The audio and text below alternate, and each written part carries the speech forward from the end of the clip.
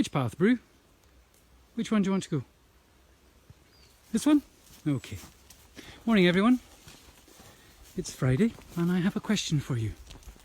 Have you ever been in an earthquake?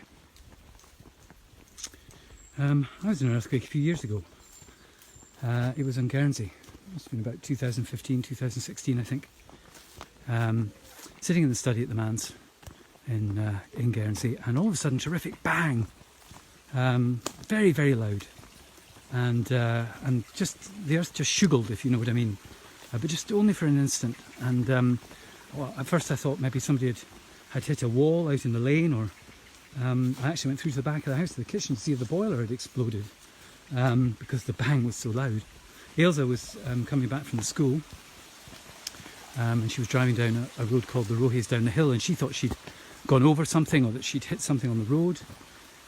She felt it as well. It was definitely an earthquake, but it wasn't what you might call a proper earthquake, if you know what I mean. I've spoken to someone who's been through or lived through a proper earthquake, you know, the whole house shaking,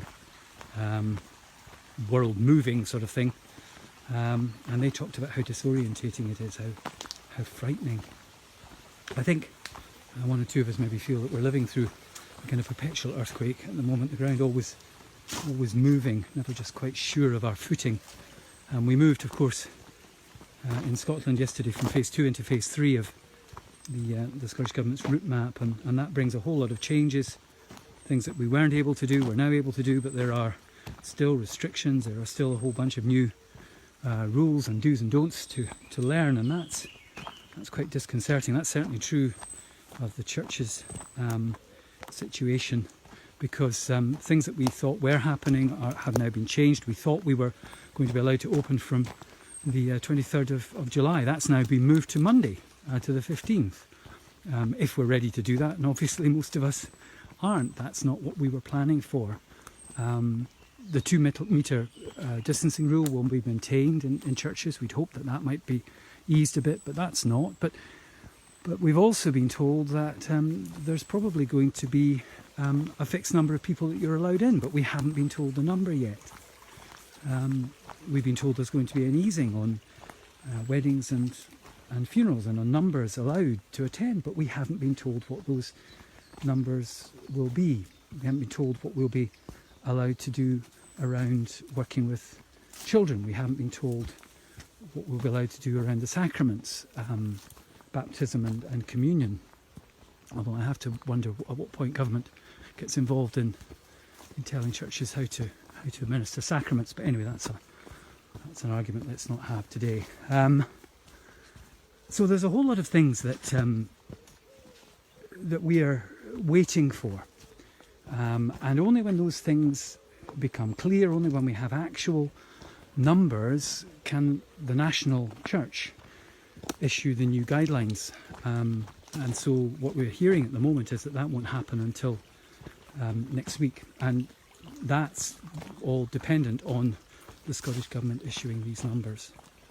So that uncertainty, that shuggle continues, and I just wanted to share that with you because I've had one or two people ask me in the last few days what's happening, why things aren't moving quicker, why Cameron and St Leonard's aren't open already, and I just want to assure you that we are working behind the scenes. Things are happening, but there are things we have to wait for, and regulations that have to be decided on and guidance that has to be issued before we're allowed to open by the church. So just bear with us. There are a lot of good people working away behind the scenes, and we will get there. I'm confident that St Leonard's will be able to open sometime around about mid-August.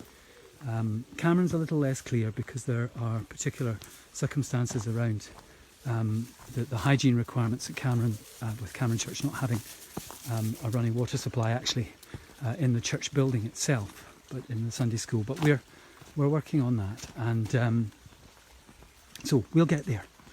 Okay, never doubt that we will, I promise you, get there. So have a good Friday, everyone. Take care. Enjoy the new freedoms that we have. And as I say, take care. God bless. Keep well.